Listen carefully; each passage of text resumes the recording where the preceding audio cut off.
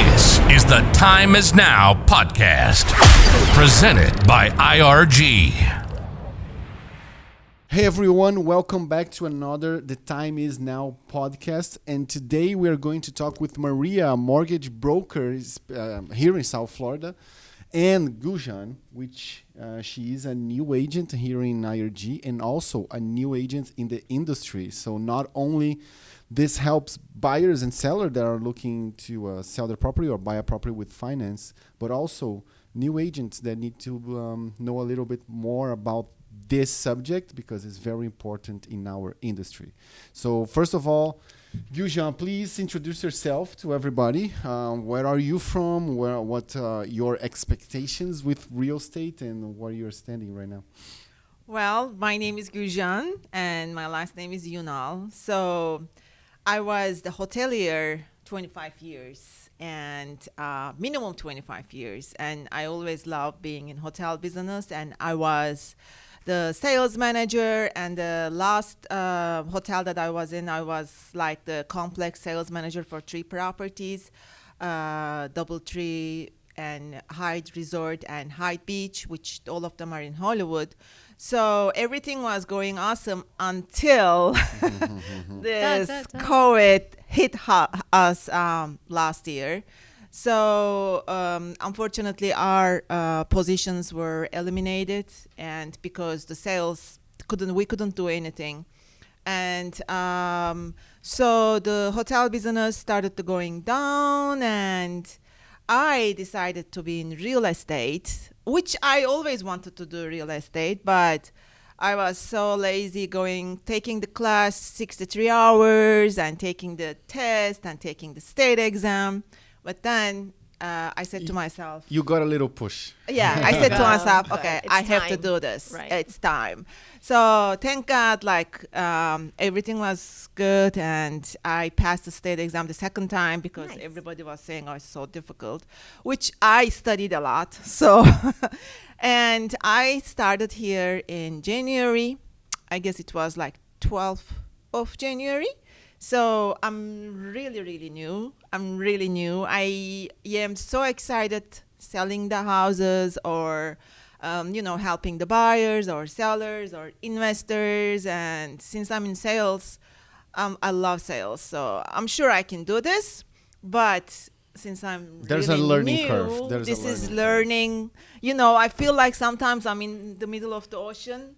I don't know where to swim, like to the left, to the right, or should I stay, in the middle of the sea. So that's why this is going to be a good opportunity for me to learn a little bit more, which I learned some of the stuff, but I still have to learn more. Yeah, Right. very good. And Maria, Yes. please introduce Well, yourself. Thank you. First of all, thank you for having me. I'm excited to give you a little bit of tips to help you with the industry and see how much we can grow. My name is Maria Reinhardt. I am the branch manager at PRMG. We are a national lender, so we're in 48 states here in the U.S. And I've been in the industry for about almost 20 years now. Okay. Since I started in 2001. So I've been through everything, ups and downs, and I'm happy to be here to answer any questions that you might have. Very good. I want to start with you then. Since you were in the business for 20 years, you were in the middle of the whole craziness of the Right. crash in 2008. Yes, it was crazy. What are you seeing different in the mortgage side? Because we know that the financial market caused exponential growth in the real estate, and Right. that caused a crisis. A bubble. Yeah, there was a bubble that What you're seeing different on your side on the mortgage, because if we didn't have a lot of loans in that time, or people like being able to finance 5 homes, not owning any one of them, it would be different. What is different now? a lot. It's completely different in the part of financing. So prior to 2008, you didn't have to verify income. You didn't have to verify assets. So you could come to me and say, Maria, I want to buy a $500,000 home. And if you were making $20,000 a year, I didn't need to show anything. I could say, okay, Daniel, we're going to put that you make $100,000 because that's what you need to qualify. And because the lenders were so flexible and don't provide me this, don't provide me taxes, don't provide employment, it was whatever the paper hold is what we went by. So everybody qualified for whatever home that they wanted to do. And on top of that, they had crazy loans that they were the negative amortization that I'm sure that you guys have heard. So let's say your mortgage for a $500,000 home was $3,000. We would give you the option to only pay $1,000, and then for the first 3 years, and then $1,500 for the other. And the difference and was. the difference, yes, exactly. So let's say $1,500. So the difference would go towards the $500,000 balance that you had, and it was 100% financing, no down payment. We would increase the rate to cover your closing cost, so you could literally walk into purchase a home with zero down, paying $1,500 for a $500,000 home. And then when that started happening, and then when those rates got adjusted, and then from $1,500 your payment went to $3,000, but you couldn't pay, and then the house was not worth that much, is when the boom happened. After that, now everybody that qualifies for the loan, we are extremely regulated. My license number goes into every application that I take. And before it Nothing. didn't. So nobody knew that. Nobody knew the application. Who sent the application. Nobody knew that if I did a loan for Daniel or if somebody else did your loan, because in the application we didn't have that lock. Now my MLS is in everything that I sign, it gets audited. So if a loan goes into default, they can come back after me. So and you see if you actually did all the paperwork, if you didn't lie about the income or everything. And now we verify everything. So you can give me your tax returns, and I have to get a copy of your transcripts from the IRS to match that what you gave me is matching. So now there's no way around it. You truly have to qualify for a loan. And that's important because the market right now is very hot. It's extremely hot. And people are afraid that is something like that is happening again. Right. And that shows that it's not. It's because not. who is buying right now either is buying cash, mostly for the luxury and high-end homes. But those who are financed, either conventional or FHA or something, they actually have to qualify. And right now with COVID, it's even worse, right? I've heard that banks are verifying if the person still have their jobs at closing date. Yes, absolutely. So the standard was to verify once your loan was clear to close, and we went through the whole process, we would do a verbal verification. So call, hey, is Daniel still there at work 10 days prior to closing? Now with COVID, we call 10 days, 7 days, 3 days, and the day of closing. So you're on your way to the title company to sign, and we're calling to make sure that you're still working. That's so. It's good. We have to take precautions. Exactly. Yeah. Exactly. Unfortunately. Okay, Gushan, what do you want to know about mortgage? So now, what I want to know about, let's say that there is a buyer, okay, and he's not working, but he's wealthy. Right. So, when the buyer comes to me and when he tells me that, okay, I'm so interested with this house. Let's say that $1 million. So, what questions I have to ask him? But I will know. I'm knowing that he's wealthy, but he's not working. So, what questions I have to ask him at the beginning? So, and that's a good question. So, the first step before you even start showing properties, you should know if the client's gonna purchase cash, if they're gonna finance. So, you would have to say, okay, I'm gonna show you this $1 million home. How are you going to pay for it? Are you looking to finance? Okay. Are you looking to pay cash? I can be wealthy, but what if my wealth management is telling me don't use your money because the stocks are doing so well, borrow because the rates are so low, so I'm going to finance some of that. So if they tell you no, I'm going to finance, then your next question will be, okay, have you gone through the approval process? Have you gone to your bank? Or you can, if whenever we partner up, you can say we have a preferred lender that you can get an opinion and see how much you can qualify for. So if they're financing, the first step will be the next question after they say I'm financing. Okay, have you gone through the process of finance? And then also find out with who.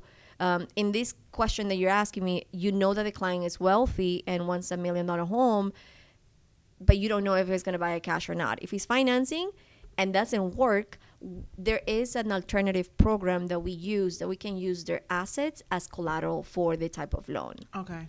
And now, if they're getting capital gains from whatever money that they might have, we can use that type of program. So the standard is, like Daniel said, conventional FHA, jumbo loans. Okay. But we also have bank statement programs, for self-employed that don't declare enough income, but they want to use their 12 months bank statements to show the deposits. We can use that. If they have enough money in their bank account, $5 million, let's say, we can use that bank account as an asset collateral to show that they can do. But that's an alternative program, and the rates are usually a little bit higher. So that's a question that I usually get, and in Brazil it always worked different. In Brazil, it's more important how much assets do you have than how much money do you make. Right. Or it was before I came here. I'm here for 5 years now. And here I always have the sense that is the opposite. Doesn't matter how much, of course, that if you have more collateral is better. Right. But if you don't make any money, it's hard to qualify. And is that true? Correct. Yes. Because here we see, so I always tell my clients, we look for the 4 C's, right? So one of the 4 C's is your capacity. So capacity is your income, how much money you make and you're capable of pay back on the loan. So income is extremely important because that's how we see that you can pay back the loan. Now, capital is the assets. I can have $5 million in my bank account. I can have properties and cars and all that. It's important to make sure that you have the capital for the down payment, but it's not as important as a relationship that we see it in our countries that, okay, we trust you because you have enough assets. Here is black and white. Your capacity is good. You make enough income to pay back. Perfect. Capital, you have the down payment enough to qualify for the loan. We don't care. As a matter of fact, when I have clients that they tell me, Maria, can I show you my 5 bank accounts? I'm like, no. If you have one bank account that has enough for the down payment and closing costs, don't show me anything else. We don't want to see it because the more that we see it, more we're going to ask. Okay. But you still want to know how much he has or she has in that account, correct? Not really, no. So if they have one account, in that one account they have enough for the down payment and closing costs, that's what I will use. Okay. So if somebody, let's say that person never lived here and then from Europe and again that they want to buy the house here, and when I ask him like I keep saying him, I guess my first buyer is gonna be a male. So what is the approval process? Like what do you mean by approval process? So what is the answer for that? What is the approval process? Okay, so the standard approval process, the way that it works for someone that lives in the U.S. and has a Social Security, we need the last 2 of everything. Last 2 tax returns to see their income. Okay. Capacity to see how much they make. We also need assets, so the last 2 bank statements to make sure that they have enough money for the down payment and the closing cost. And then if they're W-2 or if they're 1099 or if they're self-employed, we need the business tax returns. So I need approval of income and assets basically to show. And then with that, I have to pull their credit. And credit is extremely important because there is a minimum credit score depending on what program you're going to see, and then the interest rate is also based on your credit score. So the higher your interest rate, the lower the credit. But if he's a foreigner, he usually doesn't have a credit score. Right. So if it's a foreigner that is here and is buying as a second home or a vacation home, then the program is completely different. I just need the down payment is also different. We need a letter from their CPA in their country that, let's say from Europe, that says, Mr. Smith makes X amount of money for these 2019, X amount of money for 2020, and he's projecting this amount of money. So I don't need tax returns. I don't need IRS transcripts, anything like that. I just literally need a CPA letter that shows how much money that client makes. Okay. For foreign nationals, what we care is assets, actually. We need to see that the client actually can afford to buy the house cash, but they're choosing to finance part of it. He needs to have assets here in the U.S. or in whatever country he is? Whatever country, but at the time of closing, let's say if they're going to put $100,000 down payment, that $100,000 has to be in a U.S. account. So they can send me, let's say, bank from Brazil, and everything can be in Brazil. But the time of closing, if we need $100,000, they have to transfer, let's say, to a Bank of America, and then Okay. to the title or company. or already in escrow or something. Yeah, and most foreigners they tend to have at least one bank account here. Yeah, they always. Yeah. Yeah. So you said the deposit is gonna be different. What do you mean by that? It's gonna be more deposit for foreigners? Yes. So for a regular national client, a first-time home buyer, or anybody that is looking to buy, if it's your primary home that you're gonna live in the house, like for an FHA, conventional, even jumbo, that is a little bit more than $500,000 loan, the minimum down payment is usually 5-10% down payment. Okay.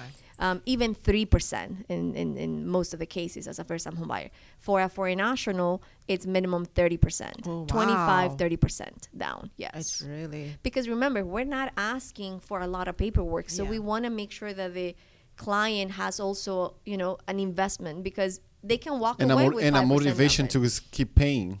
Because Exactly. if you do a 3% for a foreign national, and something goes wrong in his country, he's going to say, okay, I just put $3,000 I'm there, walking or away. $30,000. I'm not going to. so that's not negotiable, that percentage. Correct. Okay. Minimum 25% down payment Okay. on a foreign national. So any client that you have out of state has to put at least 25% down. And what kind of? Let's talk about the programs. Mm-hmm. What are the programs today available for nationals, people that are here that wants to buy? I know about the VA, the FHA, the conventional. What's the difference between all of them, and what do people need to qualify for each of them?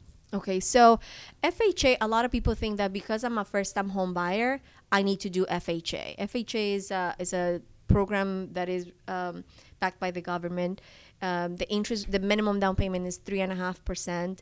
The credit score is very low. We use minimum 580, and then your capacity to pay, we go up to 55%. So let's say I make $10,000 a month, I can use $5,000 or up to $5,500 to cover my expenses that show in my credit report, plus my new mortgage. So I can qualify for a lot more on an FHA, even though I'm capped at only $400,000 loan amount.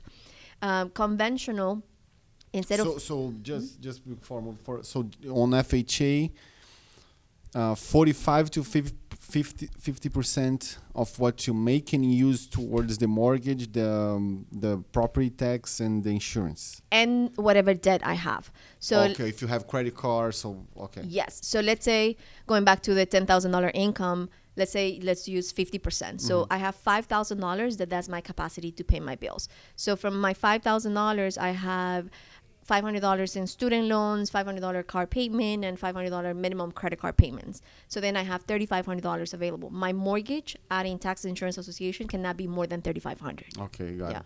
that's how it works. Unconventional loan, the minimum down payment is also 3% if you're looking to buy a house, 10% if it's a vacation home, or 20% investment. FHA is only primary homes. And another thing is, like you mentioned in one of your old videos last week, on an FHA, you can buy 1, 2, 3, or 4 units, like fourplex, with a minimum of 3%, 3.5% down payment. That's very interesting. It's Because huge. Because actually the follow-up. Who doesn't follow me on TikTok? You need to follow me on Yes. TikTok. Give them your TikTok username. Because I did that video about multifamily, and Yes.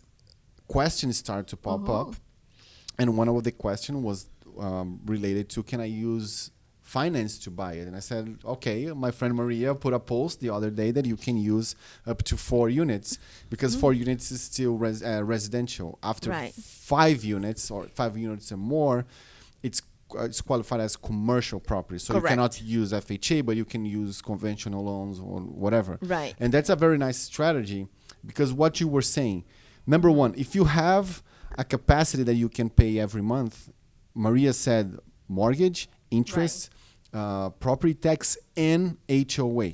Right. So that's why single family homes also are very hot. Because if the HOA is $500 per month on that building, that's already taking money out of how much can I finance. $100,000. So you To give you an idea. $100,000. So if the association is $500, you are reducing your purchase power in $100,000. So Correct. if you would like to finance 200 now is 100,000. So instead of buying a $200,000 unit, you're buying a $100,000 unit because you have to pay the association. Yes. So that's why everybody wants to buy a house, because house don't have association fees. Right. And also what don't have association fees? Multifamilies of 1, 2, 3, or 4 units. You can Right. buy, you can live in one of the unit, Correct. have the other 3 tenants paying you rent, and that rent will cover your mortgage, your property tax, and everything. So not only you will have your own home, because you're living in one of the units, Yeah. you're making money out of it. So it's a very smart move. Absolutely. Extremely smart. And this is a true story. I had a first-time home buyer client that he was, based on his income, he could only qualify for like $180,000, $200,000. That was it. And he's like, Maria, I'm not going to find anything. Maybe a small condo. And then FHA, there's not a lot of buildings that are approved with FHA. So we're like, okay, what if you buy a duplex or a triplex? He found a triplex, and instead of 180, he bought a triplex for 545. Why? Because now he can get rental income. So his income was limited to, let's say, 200,000. But because he's getting rental income from unit 2 and unit 3, he could afford a $500,000 that's home. good. Yeah. So So that, the banks, even for the residential, the banks take that Absolutely. into consideration. yeah. So if you're now, let's say you qualify for 200,000, you can buy a fourplex for $800,000. Why? Because the payment on an $800,000 loan will allow you to get rental income from 1, 2, 3 places. So let's say you get $1,000 for each duplex, each side. That's $3,000 extra income that you're gonna be getting, and we can use that. That's very good. Yeah, it's extremely is very good. So anyone that it's open. I just actually purchased a duplex, and I'm making the profit is so much more instead of one single family home. So And it's even worth it.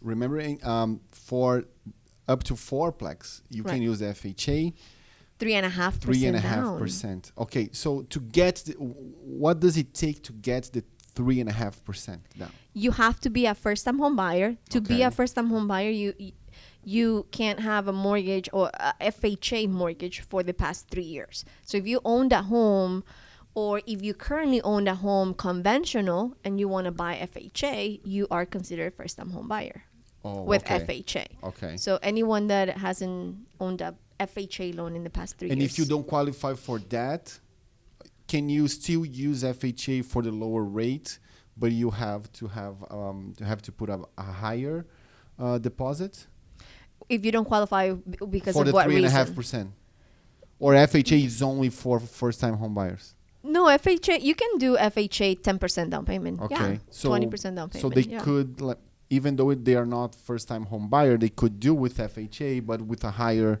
deposit. Instead Yeah. of 3.5%, they would need to put how much if they are not first-time home buyers? Okay, so if I have a FHA home now and I want to buy an FHA home triplex, let's Mm-hmm. say, this FHA from the triplex has to be 100 miles away. Otherwise, I can't qualify, regardless okay. if I put 20% down payment. Okay. Now, if I have a duplex, let's say if I have a conventional loan right now, and if I want to buy a triplex FHA, I can buy FHA because this loan that I have is It's conventional. Well, it's not also a terrible idea, because if you already have an FHA home, you are living there and you don't want to move, you can just go 100 miles away from Miami if you are in Miami, which you're going to find great opportunities to buy duplex, triplex, and fourplex, because in Miami, even that's very expensive, and you can make money on that one, and you're still in a good deal. You are, but remember, FHA is primary home. Also, you need to move So there. you have to technically be living in the house that you're going to be buying. And for Okay. that, depending on your job, we would have to see, okay, if you work from home or if 100 miles is... But if he already has an FHA on that home, Mm-hmm. he can still transfer his primary home to the other one, Yes. and it wouldn't affect that one No. that he already purchased. He's going to get rental income from that. Of course. So Yeah. still make money. Yeah, you can still make money, yeah. And then with conventional, also you can buy with a minimum of 3-5% down payment. But if you buy one single family home, right? If you buy a duplex, then the down payment increases to 15%. If you buy a triplex, it increases to 20% Okay. or 25% down. And fourplexes also. Yes. So Okay. conventional is a little bit more conservative, higher. Instead of 580 score, we need 620 score. Instead of using 50% of what you make, we use 45, 48 of what you make. The interest rate, right now it's almost the same FHA conventional. Yeah. What is the? I have a bunch of friends in mortgage. They always Mm-hmm. say, Daniel, it depends on the deposit, the credit score, and everything. Right. But what is the average rates right now? What's the best rate that one can receive at this moment? So it depends on the program. I just closed a veteran, a VA loan, that the rate was 2%, 30-year 2%. fix. FHA, I would say 2.5, 2.75, so under 3%. And what is the VA program? The VA is for veterans, so anyone that has served the country, they have to be eligible, so they have to serve at certain time in the service, and they can finance 100%. There's no MI, so usually on a conventional or FHA, when you borrow more than 80% of what the house is worth, you have that extra payment, right? The PMI or the MI. On a conventional, it's a guaranteed loan, so there's no MI. So a veteran will qualify for 100% financing, and they can qualify for a lot more because those, let's say $200 a month that you're paying on a conventional, that's an extra $40,000 or $50,000 extra that you can purchase, purchase power on a VA loan, And the rates can go as low as 2% on that one. depending on your credit. Of But course. yes, 2.5, 3%. Yeah, I mean, And how good needs to be the credit to get that? Like 600, 700, 800? we on a On a VA, like the this. minimum credit score is 580. Okay. So anything above 680 middle score, you're gonna get a good rate nowadays. A good rate. Yeah. And for, do you do also commercial? No, PRMG only does residential. Okay. Yes. Do you have any idea how the commercial is working at this moment? Commercial right now, the minimum down payment that I've seen with some of my lenders that I have, the minimum down payment is between 20 to 25%. The amortization is usually 25 years instead of 30. That is like a standard on residential, and the rates are still pretty good, like 4.5. they are. Yeah. How about the foreigner if they want to get the commercial? So what's the I would down say the payment? same because remember they're basing on the business. Okay. Yeah, on Yeah, the rent that the that's business what's is gonna nice on the get. commercial. They care less about you Yes. and more about if the business can sustain itself. amount, And when we say business, it can be like a multifamily of 20 units, 10 units. Right. If the multifamily is making enough money to pay for all the expenses, all the Right. running operational expenses plus the mortgage, and they can finance. They don't care. Right. If you don't make any money, Okay. they take the asset as collateral. Yeah. You are going to put 25 to 20 to 30% down, depending on the case. Yes. And they don't care how much money you make because Okay. the business is making money. Yeah, and also whatever for the business. hotels and triple net leases and everything. Exactly. Yeah. So It works FHA like that. homes, are foreigner also can they get Yeah. FHA homes? No. No. So FHA conventional on jumbo loans. Jumbo is for loans that are above 550. The loan above 550, not yes. not the value of the home. Yes, the loan above 548 to be exact. Okay.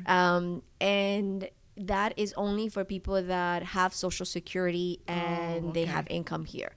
Anyone that is a foreign that doesn't have or papers, they have like a visa, it has to be 25% because it's a completely different type of loan. It's a foreign national loan that we offer. Okay. Yeah. And then let's say that they bought a house 25%. percent So how do we decide how many years they are going to pay and how much? How we decide that? I mean, can they make a amortization. decision for that, or we have to tell them no? It has to be like minimum 20 years, or you have to pay this amount. So So it depends on their capacity. So I have a lot of clients, the standard, most people will do 30 years because now there's no prepayment penalty. So you can pay extra a month if you want. You can pay it off. You can pay it down. So there's no prepayment penalties. Now, if I'm buying a house and my income allows me to pay a mortgage in 15 years, instead of paying $1,500 mortgage, I'm going to pay $3,000. If my income allows me to pay $3,000, I can do a 15-year. Okay. Yeah, but I think it's always better if you have the capacity to pay 3,000, just make it 1,500 Yeah. or Right. 25 years and just pay extra every month, because if in the event that something happens and in Yes. that month you can't pay the extra, if you already made that option before, you're going to be in default. Absolutely, yes. So it's for me it's always better to have the option instead of the obligation to do it. Correct. I agree. So if they cannot pay at some point, then the house goes to foreclosure. Yeah, and that's an interesting question, because now we have the COVID situation. I'm a headline reader, so I don't have the exact information, but I read again that they are extending the moratory, the forbearance. How is that working for people that are not paying Yeah. their mortgages? So it's not that easy. Like the first time that came available, anyone could qualify, regardless if you lost your job or not. Now with this time, you have to prove that you have no income and you have to apply for unemployment. And you know, if you're not in a hardship, don't put yourself in forbearance, because that mortgage that you're supposed to pay, let's say the $1,500, is not that they're forgiving you; they're just putting it towards the loan. Towards the end, and they're going to charge you interest for that period that you're not paying. Exactly. Yes, you're still gonna have to pay it, and not only that, but most lenders are modifying the loan. So when you do a loan modification, that hurts your credit. And if you want to buy, let's say within 12 months, you won't be able to buy a new property if you had a loan modification. So the forbearance is for someone that is really in hardship and you can't pay it. So if you can go, you know, if you don't have a job, then go into forbearance, but don't just apply because you're like skipping and going shopping instead, you know? And how is the process, and not only the process of foreclosure, how is the market of foreclosure? Is there a lot happening? Are you seeing that happening? No, not actually. There's really, I used to work at Bank of America, and I still have contacts with the foreclosure department, and there's no inventory, you know, people are paying. wow. And then remember, now people say, oh, now with the forbearance, there are going to be a lot of foreclosures, people are not going to pay. But properties have gone up so much that a lot of people have more than 20-25% equity. So why would you want to lose your house if you have so much equity? Most likely you're going to sell it, you know, get some money. Yes, because that's what people don't understand. I deal a lot with investors, and they're waiting. They are waiting since January last year. Oh, because there's going to be a massive foreclosure. And what people don't understand is that in 2008, you bought 5 homes without putting any money, Right, and you kept renting that for 5 years. right. You were living in one and renting the other ones, the other 4. So you were making money. So when they say that, oh, in 2008, a lot of people lost money, no, they didn't. Who lost money was the financial market. Right. Okay. People that had invested in funds, they lost money. But people who bought home, they didn't, because they didn't put anything down. Sometimes, correct me if I'm wrong, they were even putting your closing costs, so you had literally no cost You to would buy a walk house. in with zero money. Absolutely. And you zero. did that 4 times, 5 times. So you were Yes. living in one house and renting the Living other off 4. of rentals. Yeah. And you were making money all this period. Yeah. So right now, as Maria said, the guy has 20 to 25, 30, 50% equity in their property. They are going to do everything to pay it because they Right. don't want to lose the money. Right. Okay. And not only that, but banks, we don't finance with the purpose of hoping that you're going to foreclose and we can keep your loan. We're not in the business of foreclosing. We're in the business of lending. So we're going to do everything we can to help you keep your house. So before the foreclosure starts, we're going to see if you can refinance. We're going to see if you can do a loan modification. We're going to do everything that we can to help you keep the house. Because Even short sale. Even short sale. Do you know what short sale is? Short sale. it's like a voluntary reposition. Oh, okay. I don't want to pay I can't afford my house. take it, and it's not going to hurt me as much Okay. because I'm volunteering to give you Okay, back the okay. house. So the bank assumes the process of selling Yes. it for you. Okay. And for whatever the bank sells, they clear you. You don't have to pay anything. Of course, your credit is going to be a little bit hurt, But but not not as as bad bad as as a a foreclosure foreclosure. where they taking your Okay. property away from you. Yes. And I show that, and it's funny because the Miami Realtors Association every month releases the report, and you can see how many transactions were made in each category. If it was finance, if it was cash, if it was foreclosure, or if it was short sale. sale. And in a month with 1,300 closings, like 17 were foreclosures or short sale. It's like minimum. It's Like it's 1%, yeah. it's less than 1% of the market, and people are still waiting. Hoping. And instead of waiting, what they could be doing, buying the triplets, the fourplexes, and making money on it. And Right. right now they are just waiting. They are just waiting for what? I don't know, because Yeah. at some point, the Fed already told us that they are going to keep the interest rates low for a long Right. period, but at some point they are going to raise. And when they start to raise, this investor is going to, oh no, I need to wait now because the interest rates are going up. And look Correct. at how much time they lost of making money with a property. Yeah. And there's so much demand, that even if the market slows down and people start selling their houses because they can't afford, the amount of people that we have looking to purchase is not going to slow down. So it's not going to become a buyer's market in a while. We're Even so the condos, undered. even the condos right now, Yes. we have 13,000 units available. The houses here in Miami, we have about 3. Even the condos Are selling. are selling, and not with a great discount. The No. average is 5% or even Right. less than 5%, the average.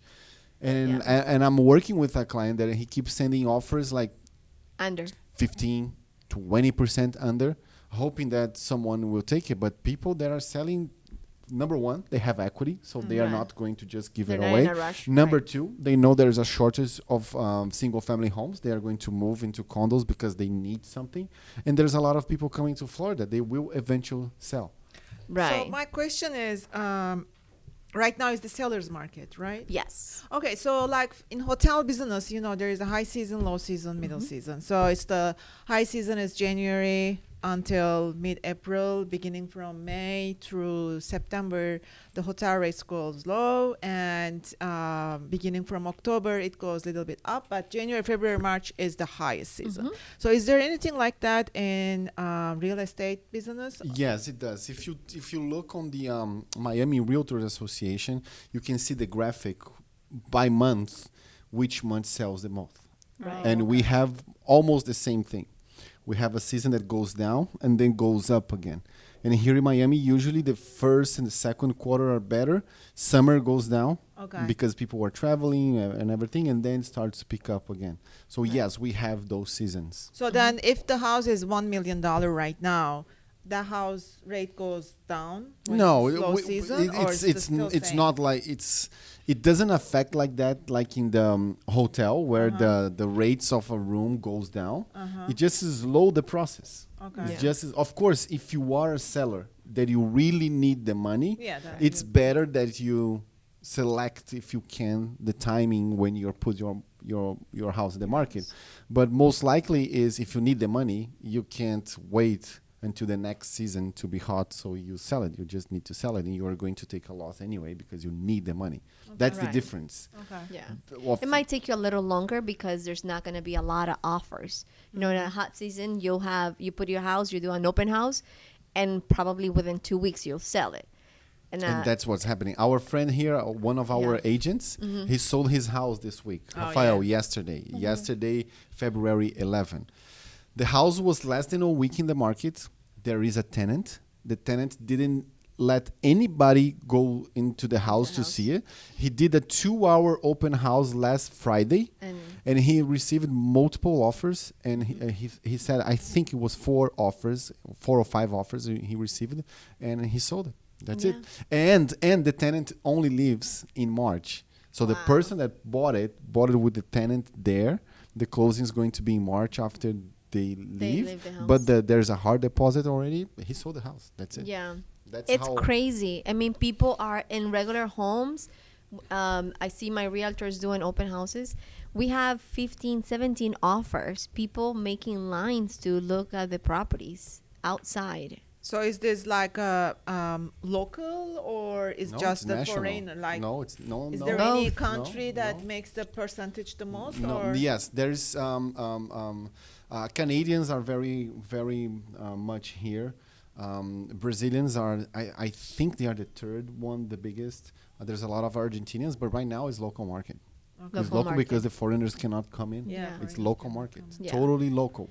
And Mostly local people also- coming from the other states. Yeah, from other states. You know, people that now with COVID realize that they can work from home.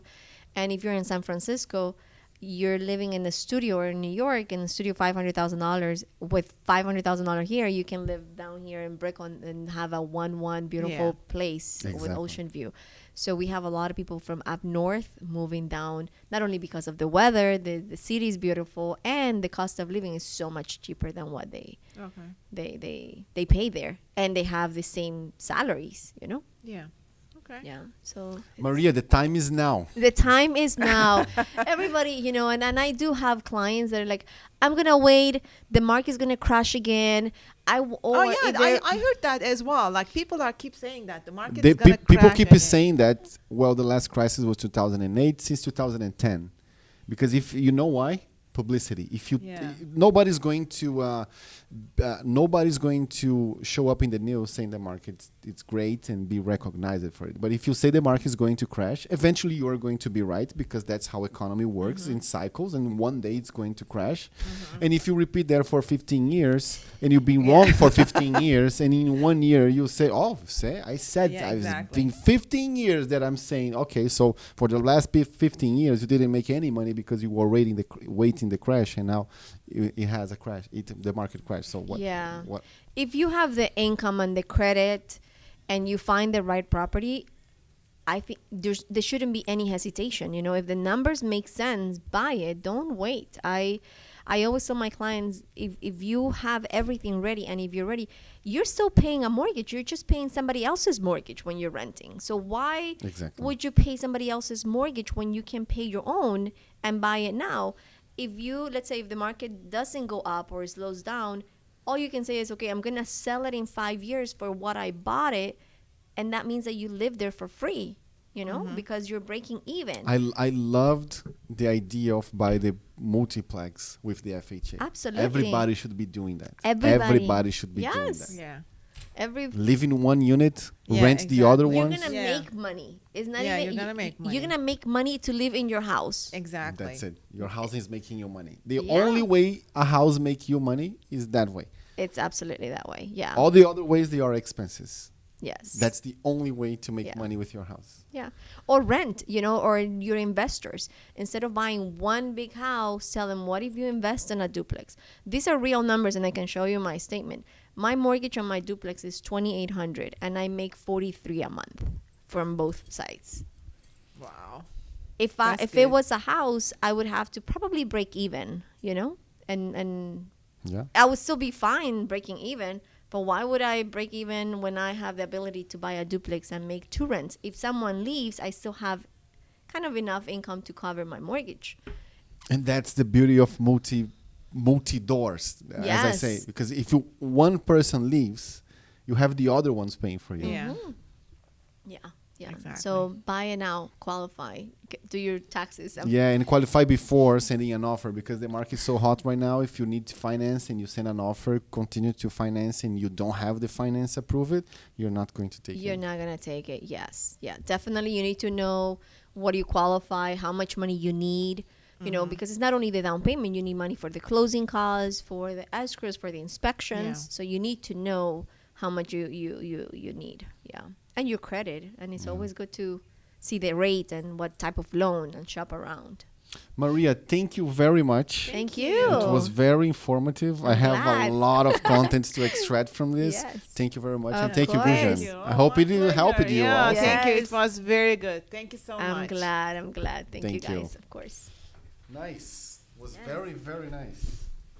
Daniel, This is the Time Is Now podcast, presented by IRG.